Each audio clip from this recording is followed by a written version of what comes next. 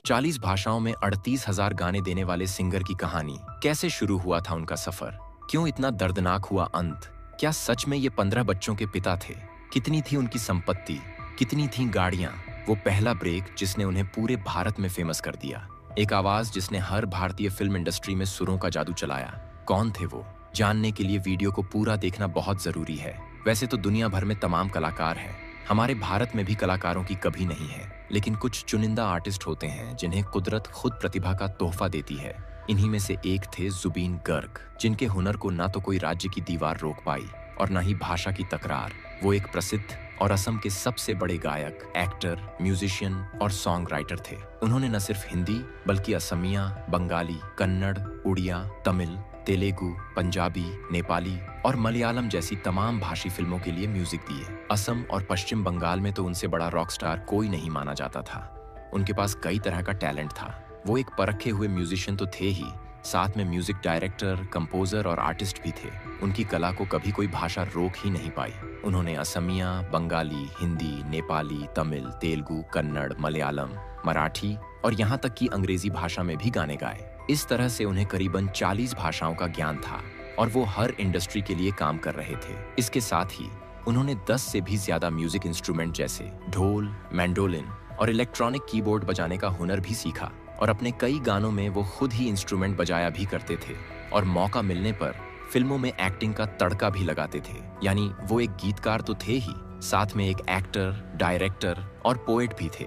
और ये हुनर उन्हें कहीं ना कहीं विरासत में मिले थे। दरअसल जुबीन का जन्म 18 नवंबर 1972 को पूर्वोत्तर भारत में पूर्व का स्कॉटलैंड और बारिश की राजधानी चेरापूंजी जैसे शहर के रखवाले मेघालय राज्य के तुरा में एक ब्राह्मण परिवार में हुआ था। उनके पिता मोहिनी मोहन बोरठाकुर पेशे से एक मजिस्ट्रेट थे, लेकिन कोर्ट में कानूनी दांव पेंच सुलझने से ज्यादा उन्हें कविता और गीत लिखने में इंटरेस्ट था। उन्हें जब भी मौका मिलता वो अपनी डायरी खोलते और कविता लिखना शुरू कर देते। धीरे धीरे उन्हें कपिल ठाकुर नाम से गीतकार और कवि के रूप में प्रसिद्धि मिलनी शुरू हो गई। इस तरह जुबिन को राइटिंग का टैलेंट अपने पिता से मिला। वहीं उनकी माँ स्वर्गीय इलीबोर ठाकुर एक सिंगर थी और मेघालय की गलियों में अक्सर उनकी आवाज गूंजा करती थी। वो स्टेज शोज भी करती थी, यानी सुरीली आवाज और सुरों को संगीत की ताल में पिरोने होने का हुनर जुबिन को अपनी माँ से मिला। जुबीन गर्ग की 2 बहनें भी हैं। उनकी एक बहन डॉ पालमे बोरठाकुर एक समाज सेवी है, जबकि गर्ग की छोटी बहन जोंकी बोरठाकुर एक्ट्रेस और गायिका थीं। जुबिन अपनी छोटी बहन के बहुत करीब थे। दोनों में अक्सर भाई बहन वाली नोक झोंक के साथ साथ प्यार भी उमड़ता था। लेकिन फरवरी 2002 में एक घटना ने पूरे परिवार को तोड़ कर रख दिया, जब एक दिन जोंकी स्टेज परफॉर्मेंस के लिए मेघालय के ही सोनितपुर जिले में गई हुई थी, जहां अचानक से उनकी गाड़ी का एक्सीडेंट हो गया जिसमें उनकी जान चली गई। जब ये घटना परिवार वालों तक पहुंची तो पूरा परिवार जैसे टूट कर बिखर गया। खासकर जुबिन को इस घटना का गहरा सदमा लगा।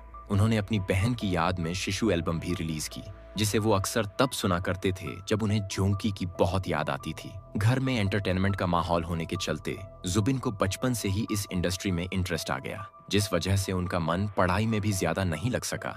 लेकिन पढ़ाई के महत्व को समझते हुए उनके माता पिता ने उन्हें पढ़ाने का भरपूर प्रयास किया। उनकी शुरुआती education Tamulpur higher secondary school से पूरी हुई, जहां वो एक एवरेज स्टूडेंट रहे और इसी स्कूल से उन्होंने मैट्रिक की परीक्षा पास की।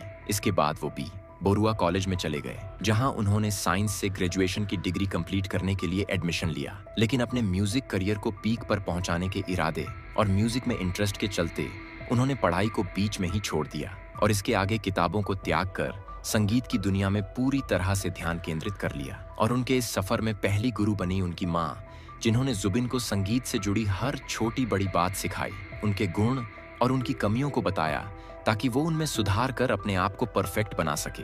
हालांकि माँ से संगीत का ज्ञान वो करीब 3 साल की उम्र से ही ले रहे थे, इसीलिए अब उन्हें एक बड़े गुरु की जरूरत महसूस हुई और ये कमी पूरी की पंडित रॉबिन बनर्जी ने, जबकि रमानी राय ने उन्हें असमिया लोक संगीत से इंट्रोड्यूस करवाया। वैसे तो जुबीन स्कूल और कॉलेज के दिनों से ही गाने गा रहे थे, लेकिन उन्हें असली इंस्पिरेशन मिली साल 1992 में, जब उन्होंने एक यूथ फेस्टिवल में परफॉर्मेंस दी और इसके बदले गोल्ड मेडल जीता।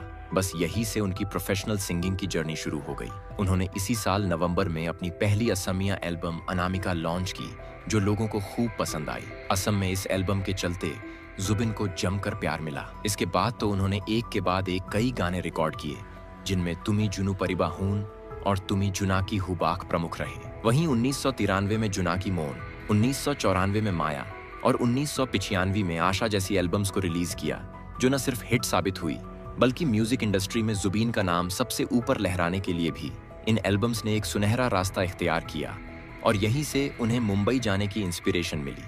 और 1995 के मिडिल में वो माया नगरी की चमक धमक भरी दुनिया में भी पहुंच गए। यहाँ बॉलीवुड में अपने नाम का सिक्का जमाने के लिए उन्होंने पहले इंडी पॉप सिंगल एल्बम चांदनी रात शुरू की। इसके बाद उन्होंने हिंदी एल्बम और रीमिक्स गाने रिकॉर्ड किए, जैसे 1996 में चंदा, 1998 में जलवा, 1999 में जादू और 2000 में स्पर्श। उनकी आवाज की मिठास ऐसी थी कि हिंदी फिल्मों के डायरेक्टर्स भी उन्हें अपनी फिल्मों में म्यूजिक देने के लिए बुलाने लगे और गद्दार, दिल से, डोली सजा के रखना, फिजा, कांटे जैसी कई फिल्मों में उन्हें गाने का मौका मिला। एक तरफ जहां ये गाने लोगों को पसंद आ रहे थे, वहीं मुंबई में उनका पहला बिहू एल्बम उजान प्रीति भी कमर्शियली सक्सेसफुल साबित रहा। वैसे आप सभी ने वो गाना तो सुना ही होगा, मुंबई से आया मेरा दोस्त। ये गाना भी जुबिन की आवाज में ही है, जिसे 2003 में रिलीज किया गया था और ये गाना आज भी धूम मचाने के लिए काफी है। हालांकि फिर भी बॉलीवुड में उनका सबसे बड़ा ब्रेक थ्रू माना जाए तो वो साल 2006 में आई इमरान हाशमी की फिल्म गैंगस्टर से मिला, जब उन्होंने फिल्म को या अली गाना दिया, जिसके बोल और म्यूजिक आज भी लोगों को हल्ला मचाने पर मजबूर कर देता है। इस फिल्म की जितनी ज्यादा हाइप थी, उससे कई गुना ज्यादा या अली सॉन्ग की थी, जिसने जुबिन को रातों रात पूरे भारत का नंबर 1 सिंगर बना दिया था। इस सॉन्ग के लिए उन्हें बेस्ट प्लेबैक सिंगर का GIFA अवार्ड भी मिला। और या अली सॉन्ग के बाद तो उन्हें क्रिश 3 में दिल तू ही बता, दम मारो दम में जीना है, राज 3 का क्या राज है, पाकीज़ा जैसे बेहतरीन गानों में अपनी आवाज देने का मौका मिला। और यही से न सिर्फ वो मेघालय, असम और आंध्र प्रदेश बल्कि पूरे भारत के टॉप सिंगर में शुमार हो गए।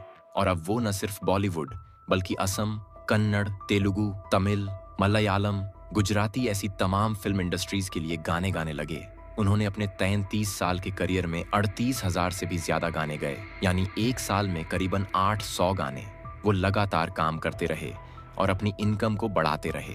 फिल्मों, गानों और म्यूजिक कंपोजिशन के अलावा वो कई ब्रांड के साथ एंडोर्समेंट करके भी अच्छी खासी कमाई कर रहे थे। कहते हैं कि जुबिन को गाड़ियों का बहुत शौक था। उनके पास एक से बढ़कर एक लग्जरियस गाड़ियों का कलेक्शन था, जिनमें मर्सिडीज बेंज, रेंज रोवर वेलार, BMW X5 और एक कस्टम कॉटेड इसूजू SUV भी शामिल थी। और जोरहाट में उनका आलीशान घर भी बना हुआ है, जिसे बांस और असमिया कला से सजाया गया है। इस घर की एक एक चीज को जुबिन ने अपने अंडर में तैयार करवाया है। ये घर बाहर से जितना खूबसूरत है, अंदर से उतना ही आलीशान है। जुबिन की नेटवर्क की बात करें तो 2025 तक उनकी कुल संपत्ति 70 करोड़ के लगभग है। बात उनके परिवार की करें तो जुबिन ने 4 फरवरी 2002 को असम की मशहूर फैशन डिजाइनर गरिमा सैखिया से शादी रचाई थी। ये एक लव मैरिज थी, जिसकी कहानी भी बड़ी दिलचस्प है। कहते हैं कि दोनों की लव स्टोरी एक लेटर से शुरू हुई थी। गरिमा, जो उस वक्त मुंबई में पढ़ाई कर रही थी, जुबिन की एल्बम्स अनामिका और माया की दीवानी थी। उन्होंने एक खत लिखा और जुबिन को भेज दिया। किस्मत का कनेक्शन देखिए कि ये खत जुबिन की जिंदगी में रोशनी बनकर आया और उन्होंने गरिमा को हमेशा हमेशा के लिए अपना बना लिया। और समय के साथ साथ ये दोनों 15 बच्चों के माता पिता बने। लेकिन ये बच्चे जुबिन के बायोलॉजिकल बच्चे नहीं हैं, बल्कि इसे आप उनका नेक और बड़ा दिल कह सकते हैं कि उन्होंने 15 अनाथ और जरूरतमंद बच्चों को गोद लिया ताकि उन्हें एक अच्छी जिंदगी मिल सके। इनमें से एक बच्ची का नाम कजली है, जिस पर जुबिन की नजर उस वक्त पड़ी जब वो अपने काम से कहीं जा रहे थे।